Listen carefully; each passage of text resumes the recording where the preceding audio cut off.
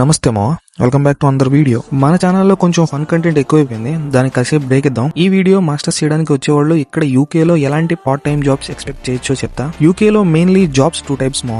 1 blue collar jobs, 2 white collar jobs. Blue collar jobs అంటే retail stores లో work చేయడం, example Tesco, B&M అలాంటివి, and restaurants లో, హాస్పిటాలిటీలో, cleaning లో, and delivering for a company అంటే example like dominoes గానీ, పాపా జాన్స్ గానీ వాళ్ళ కింద డెలివరీ బాయ్ గా పనిచేయడం. ఈ జాబ్స్ అనేవి తెచ్చుకోవడం చాలా సింపుల్ మా. మీకు ఏ ఎక్స్పీరియన్స్ లేకపోయినా మీరు తెచ్చుకోవచ్చు. And you can expect A minimum wage of 12.21 pounds per hour, అంటే మన ఇండియన్ రూపీస్ లో గంటకి 1400 అనమాట. అండ్ నెక్స్ట్ వచ్చేసి వైట్ కాలర్ జాబ్స్ మావా.